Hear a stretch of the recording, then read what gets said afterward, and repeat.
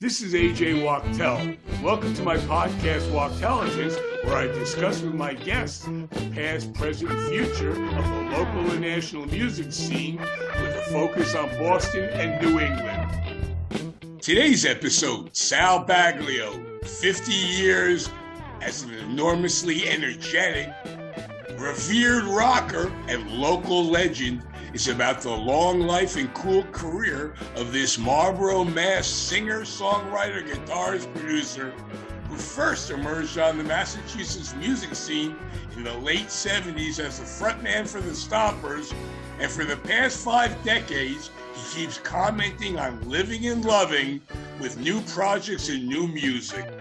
His band has played at long-lost clubs, the Rat and Jonathan Swifts, and has toured the States and the world with the Jay Giles Band and the Beach Boys. Songs like Never Tell an Angel, When Your Heart's on Fire spent 4 weeks on Billboard's Top 100, peaking at number 88 in July 1983. Sal's also enjoyed a successful solo career for many, many moons, and today he's in the supergroup with John Butcher and Alan Estes. In fact, tonight is the band's record release party for their new album, Gypsy Caravan. And Sal has graciously given his time to us, and he's even picked his guitar for us after I pick his brains. Welcome to Wachtelligence, Sal. Hey, Jay. Just a gas to be here, brother. You and I go back for eons, so let's start at the beginning. You're from East Boston. And, is your favorite pizza Santarpio's? Absolutely. Okay, I just wanted to get that out of the way. I don't even need a minute to think of that. That is, absolutely. I grew up on that, It was $8 in 1974, and it's only $12 in 2022. Still a great deal. All right, you had a little plastic guitar when you were 3 years old, and your first guitar was an acoustic Stella, and you got from your father's cousin when you were 7. Tell me about why the guitar. Why didn't they give you the French horn? Well, actually, I think I also got a toy drum set that same year I got the plastic guitar. But my dad played guitar, so that was probably why. He played, and I fell in love with it. Yeah, but he stopped playing professionally before you were born. He stopped playing professionally, yes, when I was born, and then, but he would still play around the house, and he taught me how to play. He was the guy that taught me my first chords. My father played clarinet, and so you can see my childhood dilemma. But you ended up with guitar, though, AJ. You didn't go with the clarinet. No, but your first electric guitar you got as a Christmas gift when you were 11 years old, and it was a Roy Smeck model. And it was a red guitar with a whammy bar. And Roy, he was the wizard of the strings. What would you say to Roy today? I'd say, you have one of those guitars laying around? I'd like to get one back. I wish I still had that guitar. Yeah. I didn't know who the hell Roy Smeck was back at that time. My dad was like, look, it's a Roy Smeck model. But I don't feel bad. I didn't know who he was until I Googled him an hour ago. Yeah. It was a great guitar. Geez, it was exciting to get that. For sure. And, you took your first lessons at the local music store, and a guy kept trying to teach you stuff, but you only wanted to learn how to play Chuck Berry's Intro to Johnny Be Good. Fact or fiction? That's completely true. Completely true. He was trying to teach me how to read music, and he would bring in songs of the day or like TV theme shows or something. And he would give it to me and say, go home and learn it, da-da-da-da-da. I'd come back the next week and he'd say, okay, we're going to play it. We'd start playing it. And I'd play it by ear, and he'd know. He'd say, you're not reading that. I said, no, I just know the song. It's in my head. But really, I kept saying, look, I want to learn the Chuck Berry lick. And he kept putting it off. And then finally he said, okay, it goes like this. He showed me the pentatonic thing there. And it was so long. And you quit right after that, right? That was the last time I went for lessons.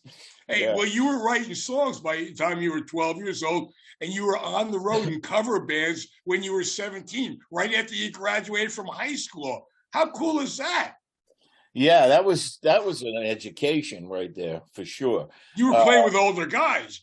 Absolutely. Yeah, absolutely. They were all older. They were in their 20s, But yeah. School wasn't going to be for me. And I figured, well, what am I going to do? So yeah, I joined cover bands of the day, playing the top 40 of the day. And R&B songs. All Tower of Power and KC and all that kind of stuff. It was great. It was definitely going to school. It was a schooling, What was the local music scene like in those days? Where were you playing? Well, with the cover bands, I was on the road. We went on the road. We played, Florida, upstate New York, wherever. It was usually like you'd go to a venue and you'd be there for for like a week, Yeah. And so yeah, we traveled all over the place. I think at home we probably played at the Carlton House, which is over in Quincy. Yeah, I don't know what it's called now. It's a crack house now, probably. No, it was a big. I think it was a hotel. It's over there. I don't know what the name of it is now, but yeah. But you heard about the Rat and the Garage, and you just didn't want to keep playing cover music, right? No, no. In my head, I was like, well, how am I going to get to play some rock music and to do my own stuff and all this? But so around 75, I probably started to hear about the Rat, but I didn't go down there till 76, late 76, and I saw Fox Pass and John Macy's band, yeah. Yeah, John Macy, my friend John Macy, and Willie and Thunder Train and all those bands that were playing there. And I was like, oh man, they're doing their own stuff. And it was a small crowd. It hadn't exploded yet, and I kept going back. And I think there were 3 rooms to play in those days, right? There was the Rat, the club in Cambridge, and the Garage that you said. And that was eventually became the Paradise. Am I correct? We're talking about the same place. Yeah. And then as it started to get going, I thought, well, I've had enough of the cover band thing. I'm going to start my own band. And at that point, my only goal was to start my own band playing originals and get a gig at the Rat. And basically that's what we did. We played the club in Cambridge, the Rat. And then, in 77, 78, it exploded. And a lot of people ask me, well, what was it like back then? Well, you were there, AJ. It exploded to where original bands were being booked everywhere. So then it went from the Rat and the club to Jonathan Swift's. And then Bunratty's, and then then your goal was to get to that place called the Paradise. Then you wanted to play there, and then the Channel opened up, and then going into the suburbs, those clubs that were originally cover rooms were all asking for original bands because that was what people wanted at that time. It was a great time for you because you knew you could write your own tunes and play them. So you just found some guys and you started the Stompers. That's what happened. That's basically what happened. Yeah. Woo!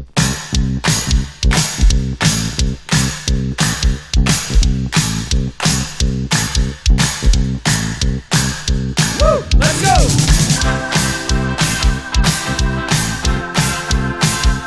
Yeah. Oh.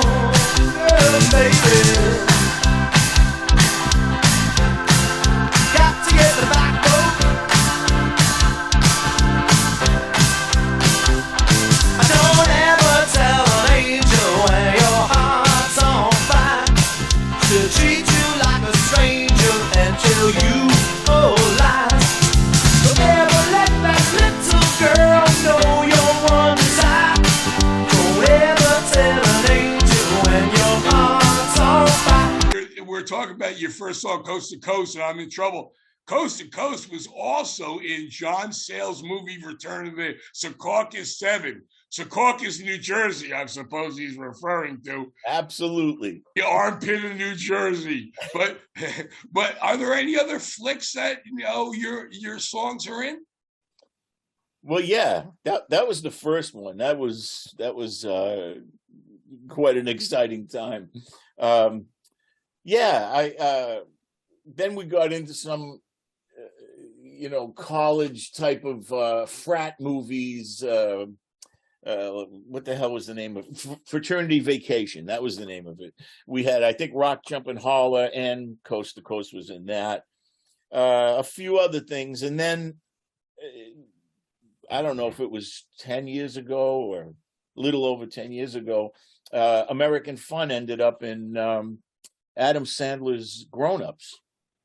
And so that was kind of a... So Adam Sandler is a Stompers fan.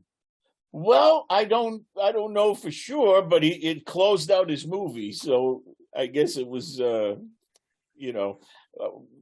guy that used to work for us, who was on our road crew, John Philbrick. I don't know if you remember him. Yes, I do. He works for Happy Madison.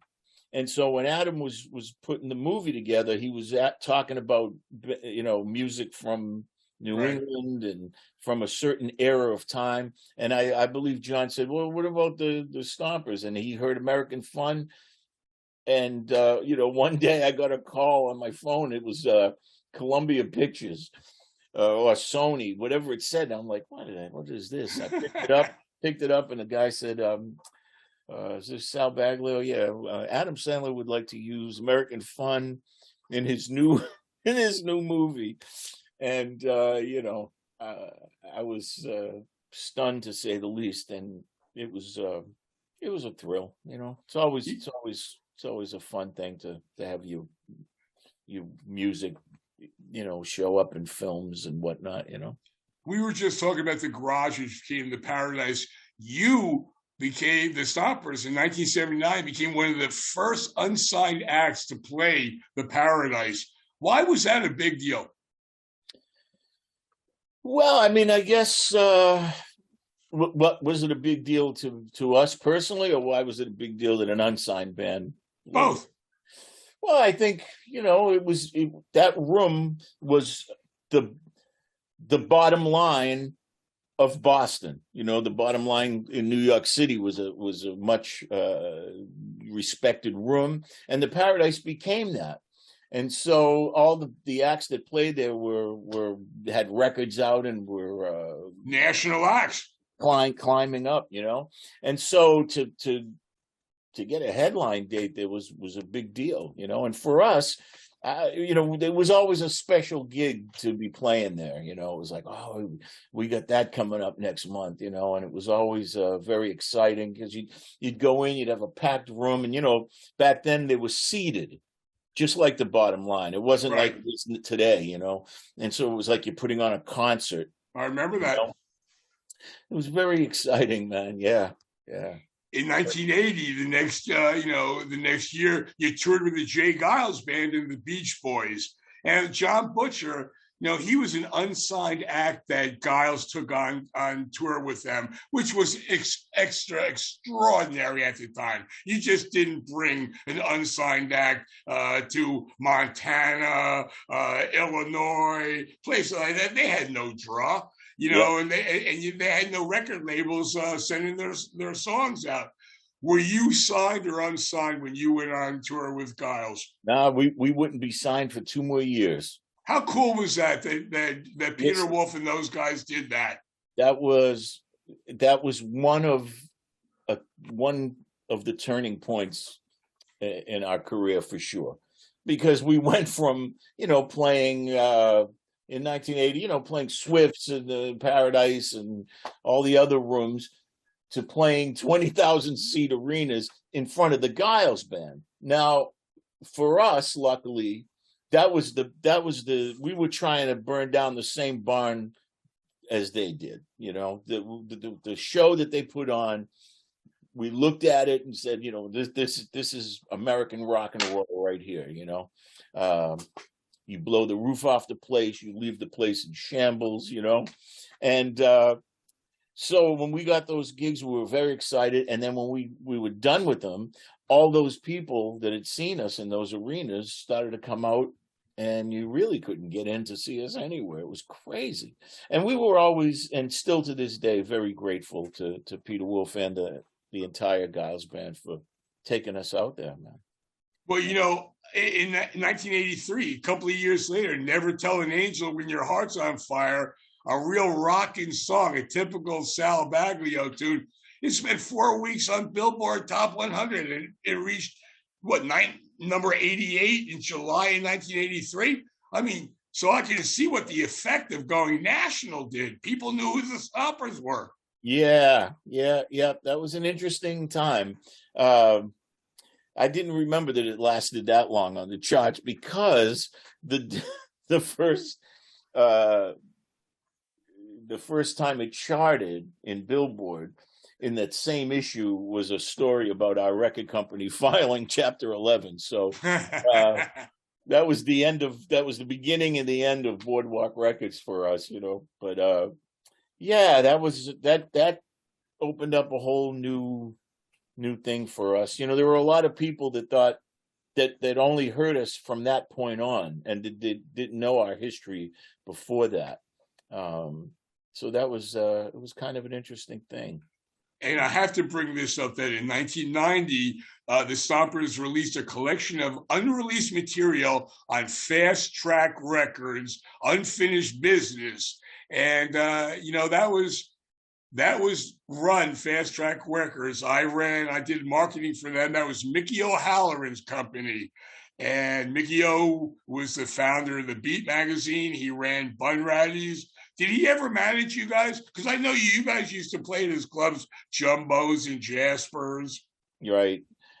No, he never managed us. He was just a super, super good friend, and got us a lot of gigs. Well, that's how we met. He took me to see a Stompers gig one night. The place was packed. You gave an electric performance. The people were shouting the words to all your songs, and I was very impressed. And now almost 40 years later, here we are chatting, Hey,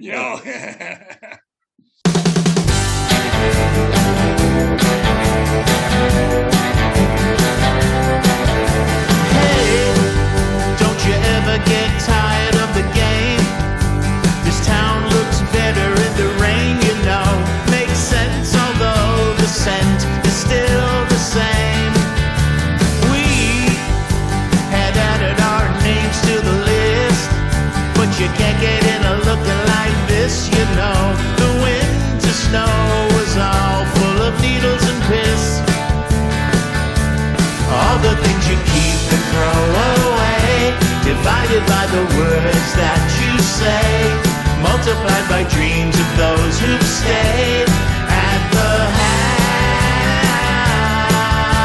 house of young dolls.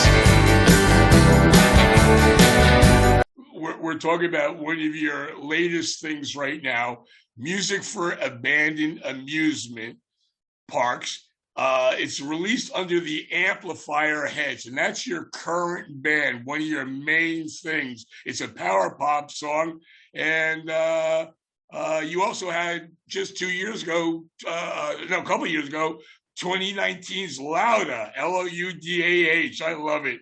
Perfect name for the album. Do you, tell me about the Amplifier Heads. Isn't Brad Halen, who's in Duke Robillard's band, playing bass for you, and isn't the great drummer Ducky Carlisle, the producer, on drums? So on Ducky played drums on Loudah. Okay. He also engineered it and mixed it. Brad plays on a lot of my newer stuff. I think he's on 1 or 2 tracks off of Loudah. Brad Helene. He's also currently with the Nervous Eaters. Right. Yeah. So most of those records that I put out at the Amplifier Heads are kind of like solo records, but I usually use a real drummer, And if I don't play bass on them, I'll get Brad or one of my friends, Jeff Keatline, played on a couple of tracks. But most of the time, it's myself, Brad, and my drumming friend that you might know from Nashville, Kevin Rapillo, who also played with us in the Tom Hambridge Band. A very interesting thing about your latest album is that in 1968, when you first got the Double White album, you listened to it from first to the last song, from Back in USSR to Good Night. And you now make your albums for listening all the way through. And this is the way you produce your latest albums. And I find that fascinating. I mean, talk to me about that. Well, I think a lot of it has to do with what I grew up listening to and what I perceive a record to be. So, I think in terms of sequence and what should go where, and I don't think that the majority of people listen to music that way anymore. I mean, let's face it. It's, between streaming and people listening to 30 seconds of a song and moving on. I mean, that's how the majority of people listen, not everyone. And but that's not how I want to make records. I still think in those terms. Oh, this will be a good lead-off track, and okay, what's it going to say over here? And how are we going to end? And since 2019, I put out Louder in 2019 till now, which I have a new record coming out, a new Amplifier Heads record coming out. It'll either be out this month, October, or right at the top of November. I've written and recorded more music than the Stompers did in 45 years. Do you have an email address? Not an email address. You have a web address so people can find out what's going on with you? Yeah. Well, right now, there's a website being built for the Amplifier Heads, but you can go to the amplifierheads.bandcamp.com. And over there, you will hear all our music. And if I'm having a show or something, I send out a message to people who are connected up there. What about salbaglio.com? No, I don't have. I was thinking about it, but no, I went with the. It'll be the amplifierheads.com when it's. So you're talking about the way that you listen to albums now, and the way you think everybody should listen to albums now that they don't. I mean, is this just for new albums, or is this for every record that they put on the turntable? Well, I don't say everyone should, because I mean, I wouldn't do that. It's the way I choose to listen to them. I mean, so it's to each his own. Yeah, I mean, especially when I was younger, it was a different time. You waited for the record to come out, and then you dropped the needle on it, and you listened to the whole thing through, and it gave you a statement, whatever record that was. Whether it was the White Album or if it was, Beggar's Banquet. I mean, that the Christmas of '68, I got the White Album and Beggar's Banquet. You know what I mean? I was 11, and it was just a heavy time. And the other thing I love about those records, and many records from that era, is that there's a lot of different stuff on them. It's not just one sound and one bag throughout the whole record.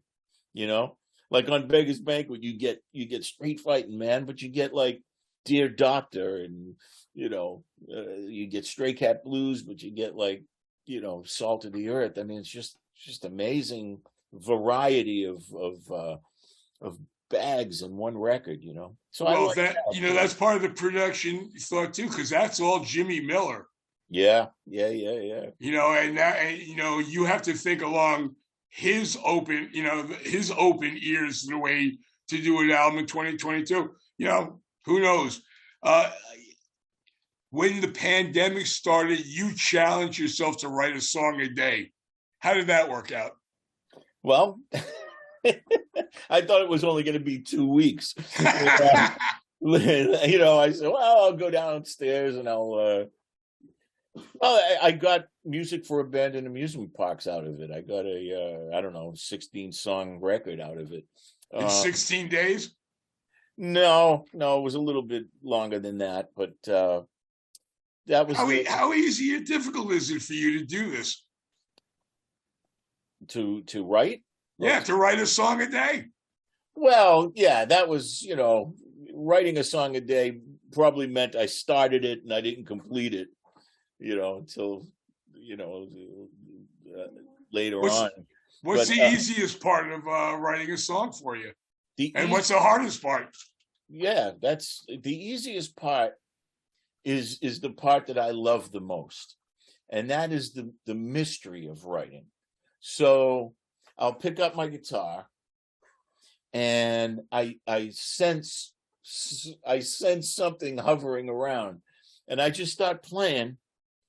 And this is the mysterious part. Something comes out, and I get it down I record it as soon as I can. Sometimes there's a word, sometimes there's some lyrics, sometimes it's just syllables, but there's a melody and there's an idea and there's something.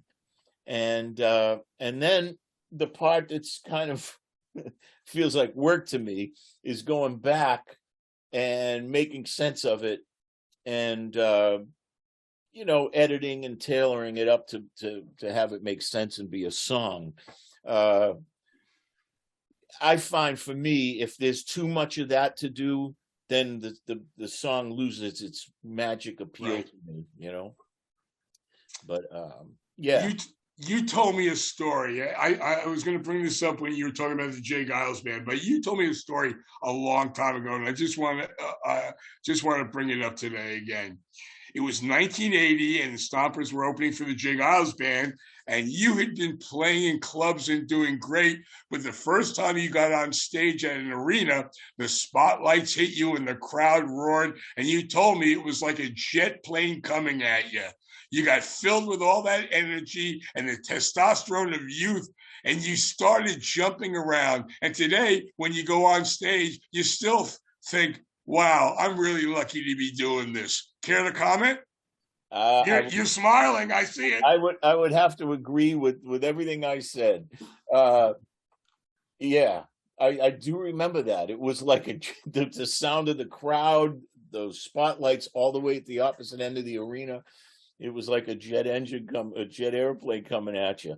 And yeah, to this day, I get up there, I think to myself, man, this is what you wanted to do when you were a kid. When my brother took me to see A Hard Day's Night, and I said, this looks like a good job. I'd like to do that. In fact, I'm gonna do that. But yeah, it's pretty wild for sure. Yeah. And can you give me another great music memory of yours from your cool career? Wow, man, there's a lot of them. There's the famous one that I tell often about touring with the Beach Boys, which were one of my favorite bands growing up as well. And I think we were up in New Hampshire playing with them one time, and Carl Wilson came off the stage and said, "Sal, you want to come up and sing Barbara Ann with us during the encore?" And I must have looked at him and not said anything for a certain amount of time. I thought I said humana. But he looked at me and he said, "You don't have to if you don't want to." And I was like, no, I want to. I said, "You just got to understand that it is very surreal. Like I thought this exact thing in 1965 when I was at home listening to the stereo." And so, he goes, "Yeah, man, right after Good Vibes, come on up." And I did. And I sang the microphone with the great Carl Wilson, who was just a wonderful guy. He knew that although we had a record out and we were opening for them, that I was quite, I don't know if starstruck's the word, but I was deeply honored to be playing with them. And I was such a huge fan, And we got to hang out with them quite a bit. We were friends with the late Billy Hinchy, and Oh man, it was quite a time. Yeah, that's just a surreal moment. Sal, we were talking a little bit before. You were just mentioning about how you're saying, hey, this is great. This is what I wanted to do, and I'm still doing it. What other profession would you have been good at? Not a thing. I can't even think about what that could possibly be. You know, I wasn't that good in school. I couldn't concentrate. I didn't like math. You know, I was good when it had something to do with music or anything like that. Then I was interested in it. You know, but I don't know. This was it for me. Since I was a child, I just thought, well, this is it. This is what I do. This is what I am.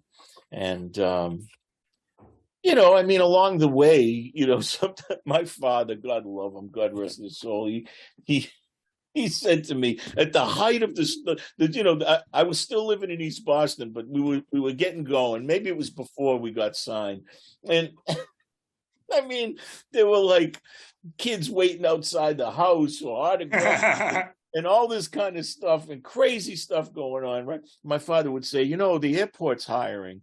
You might want to look. You might want to look for a job down there. And I'd be like, Dad, I'm in the Stompers, you know. But God love him, you know. He was just thinking like, what's going to happen when you know, later on. But and hey, you know, times were good, times were lean, but I got through them all. And you live in Marlboro, Mass, right now. Do you still have the Electric Zucchini studio in your house? That's where I am right now. Yeah. Tell me about the new band, your new group, Butcher, Baglio, and Estes. Sure. So, you know, John Butcher, Alan Estes, we've all been friends for a long time, and we've done a few shows together. Like John will ask me, hey, Sal, I want you to be a guest on my show. And then Alan and I have been working together for many, many years. And Alan had an idea that we should make a record together.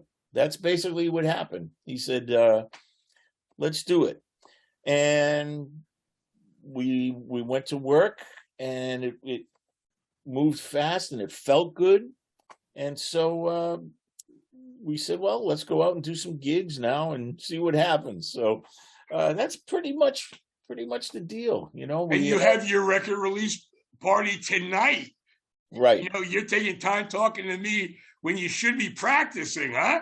Yeah.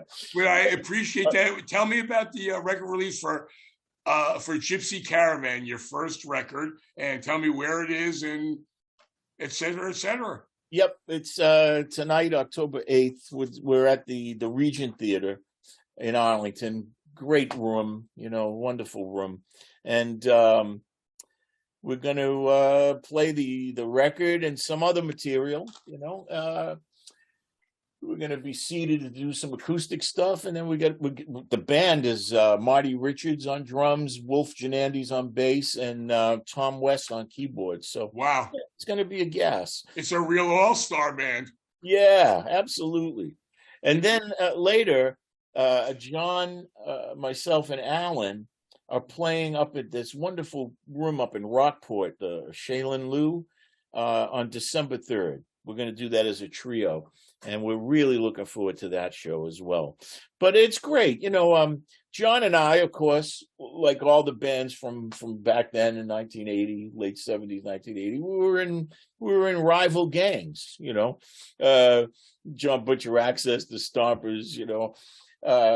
And I think we knew each other then, and we probably played on bills then, but neither one of us remember even speaking to each other back then. We just didn't have that chance.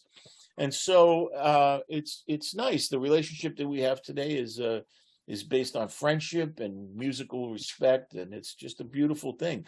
There's a few songs on the record that John and I wrote together. He looked at me one day. He goes, "Man, could you imagine this in 1980?" And I said, "No, I don't know if we could have sat in a room and done this." But yeah. I just found here's two things you'll love. I just found a 1995 letter I saved from Alan Estes that he wrote for thanking me for my good review in the Performer magazine. He writes, "Dear AJ, just wanted to say thanks for a great underlined review of my record. You gave me the best so far, and that has not gone unnoticed. People have been contacting me regarding Directions, his new release, from reading your review, ! P.S. Sal Baglio sends his best."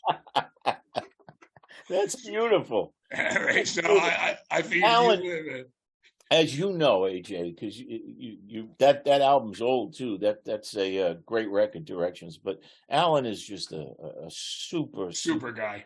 Super guy and super talented. Absolutely. He went down to Nashville before it became what it is now. He went down there when it was still good country music. He's written songs with Winona Ryder, Shania Twain. You know, he's written songs with these people. And Tammy Wynette, yeah. Tammy Wynette. He certainly did write with them. And yeah. All right, so I asked John about your new band. And he told me, Sal Baglio's like a compass always pointing true north. In this case, true north is the rock, as in rock music. I've never met anyone as dedicated to the rock as Sal. His live shows are legendary, and his songwriting is, both in content and approach, a true north as anyone who came before or since. Sal Baglio is the real deal, and anyone who's seen him knows that as fact. We played the same circuit coming up. And listen to what he says. We were frenemies, playing in clubs, competing for fans, girls, and our place in the rock. And that's exactly what you said. Yep. But it was all good. And that makes, I'll tell you what, that makes today and this project, Butcher Baglio and that, all the much more wonderful. You know, another thing that's fascinating about you guys is that you guys opened up for the Jay Giles band. Yeah, absolutely. Yeah, we have a lot of, and so did the Fools. We have a lot of similarities, you know. And the thing about John is too, he also falls under this thing that happens to me with the Stompers, and that is people assume that what you did 40 something years ago, which is known, and it might be the loudest thing that you've done, they assume that that's all you are. And so when they listen to your new music, they're trying to find something similar in there to your past. And if they don't, it kind of confounds them. And the same thing with John. I don't know if you've heard any of his most recent records, but they're light years from where he was 40 years ago. And that should be the natural progression of things. How come you don't do Ocean in Motion or Coast to Coast in a new way? Because it was done, you know, it was done at the time. I'll speak for myself anyway. At the time that I wrote Coast to Coast, which is, I was still living in my parents' third floor apartment. I wrote that in my bedroom. At the time that I wrote that, I meant it. You know, I meant the whole vibe of the song, and that's what I was feeling at the time. I'm thinking about different things. Well, maybe that's the wrong example. Why not a Stompers song, a rocking Stompers song, done as an acoustic folky with the new band? Well, I think with that also, the only song I do solo on acoustic from the Stompers is probably American Fun. That's the only one that kind of works because of the lyrics and stuff. But most of the Stompers songs were like, you know, hey, let's rock, you know, and it's Saturday night, let's rock, you know, it's summertime, let's rock. So it's kind of difficult to be seated there with an acoustic guitar and put that vibe over. You know what I mean? At the time, I fully meant everything I said and did back with that band, as I do today with my new stuff. It's just a different time. Sal, can you play us a few measures of some of your new stuff? Sure. Let me get my guitar. So I'll play a song it's on the Butcher, Baglio, and Estes record, because they just about forced me to put it on. And they were like, we really want this song on there, Sal. I've recorded it for one of my own records that'll be out in 2023. But this song I wrote in May of 2020, and it is the centerpiece of my solo shows. I do a solo show, Sal Baglio Home Again, which is filled with sexagenarian stories. And so here it goes. This is called Home Again. When the clock strikes backwards and you're spinning around, and you wake up, you're back in your hometown, and everybody that was gone will be back around when we go home again. And I will see Aunt Mary and my brother too. The radio in the kitchen sounds just like new, and the good guys are playing all the hits for you when we go home again. And we'll see all of our friends the way they look back then. It will only be that way for a day when we go home again. And my dad will be there, and his hair will be thick. He'll show me some chords, how to hold the pick. And he won't get older, and he won't get sick when we go home again. Da da da da da da da da da da da da da da.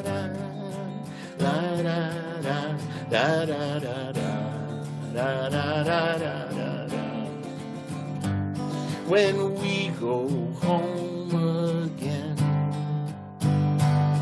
Grandpa and Barney Brass, Cousin Johnny taking photographs, Ma's made supper, now hurry fast, 'cause we are home again. When the clock strikes backwards and you're spinning around, and you wake up back in your hometown, everybody that was gone will be back around when we go home again.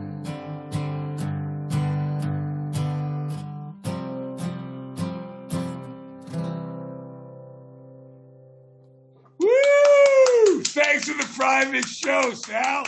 That was great. Hey, I asked you beforehand to play a Stompers song, and you laughed and you said tongue in cheek, "Oh, it's been so long, I don't remember them." Does this mean the Stompers are through? Oh yeah. We stopped. We did our last show last November of 2021. And why? It was time. I personally, the Stompers weren't the platform for my new music. And it's not the musicians, it wasn't the band as much as it was our audience. They came to hear and relive 1982 over and over again. Now, it's been a wonderful career. It was great, and I'm happy and grateful for the longevity of that band due to the fact of people coming out. We were still selling out the rooms that we played up until last year, but it wasn't a place where I could say, well, here's my new song, Home Again. I want to play this for you. They'd be just screaming, do Palisades Park, jump around, go crazy. And it was time for me to move on, musically and otherwise. That's all. It wasn't anything bad. The guys in the band, we all still love each other dearly. And we had a good run. And thankfully, we didn't end in a room with 6 people. Right. We ended on a good note. Yeah, but you must have a shitload of live shows and unreleased stuff. Is that ever going to come out? It might. It may. Yeah, we do. We have a ton of that stuff. I just haven't revisited much of it just yet because you're busy at doing other things. I'm really focused on making more Ampheads records and my solo show, which I really, really enjoy that. Just getting out there with an acoustic guitar and telling some stories and singing songs. You'd enjoy it. You'd like that, AJ. November 5th, I'm going back to East Boston to play a show. How cool is that? That's where I started, playing at the social center, the Sons of Italy hall dances that we used to have, Where are you going to be on November 5th? Zoo Mix. It's a wonderful facility there with a music venue in it, but they teach kids music lessons, and they have a radio station. It's just a wonderful place with a wonderful vibe. So I'm going home again. Do you have any advice, Sal, to young musicians trying to get their music heard in these tough times today? There's, it's a different world. It is a different world. And to be honest with you, I'm trying to navigate through it myself. And I'm, and I'm coming from a different time, and trying to navigate with this new era of music. Young musicians probably have a different take, especially somebody 20 years old. They've always had the internet. They grew up with the internet. So they understand that there's a whole new thing. They probably their grandparents had vinyl, right, or something, unless they like to collect that kind of stuff. I guess what I would say wouldn't have much to do with the business part of it. I would just say, always be your own critic, and what's good and what's not good by how you feel about what you're putting out and writing, and go for it. That's it. Business wise, I wouldn't be able to tell them anything. I've been really fortunate, super fortunate. The amplifier heads, we hooked up with Rumbar Records out of Boston with Lou Mansdorf, and we get a lot of airplay on satellite radio on Little Steven's Underground Garage, which is really, really helpful getting us out to the world. And of course, there's a lot of internet radio, and podcasts, as you know. And lots of people still in the Boston area that support my new music, but it's definitely a new world. Radio is different than what it was when we were coming up. When we were coming up, okay, Coast to Coast, the first time it was played on the radio was Oedipus was still at WTBS, which became WMBR, right? And he played it. I'm going to play it on Saturday afternoon between 2 and 4, whatever it was, and we all tuned in and listened to it. It was great. And then BCN would play all of our bands, all of the bands out of Boston in regular time, not at 2 a.m. They played you drive time morning, and they gave you heavy rotation before you even had a record deal. Yeah. And then COZ, of course, and AAF. But man, that was something, and especially for me, BCN.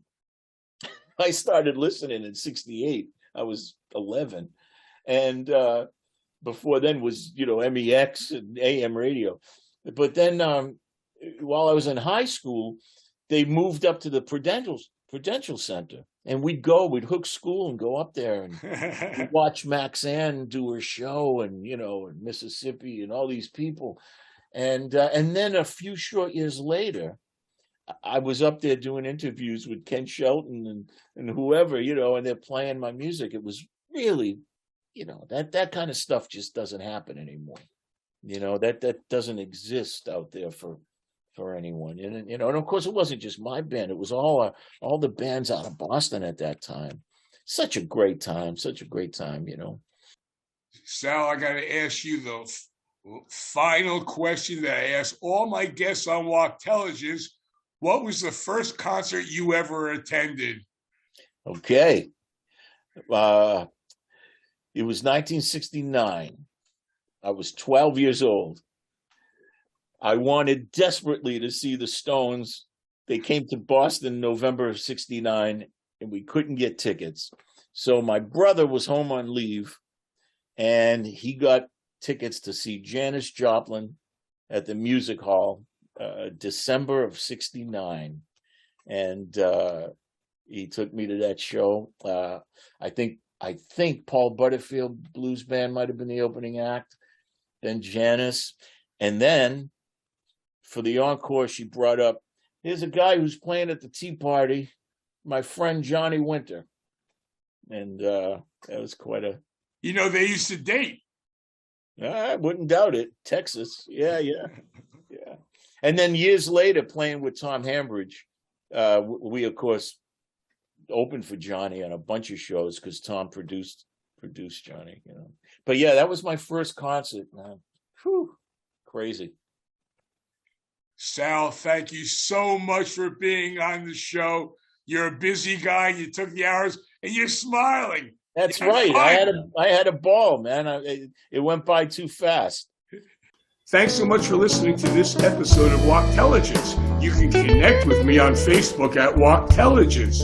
Thanks to my producers, my son Harrison and David Schwartz, and Harvey Brooks for my theme song. Don't forget to subscribe. I don't care what you think of me.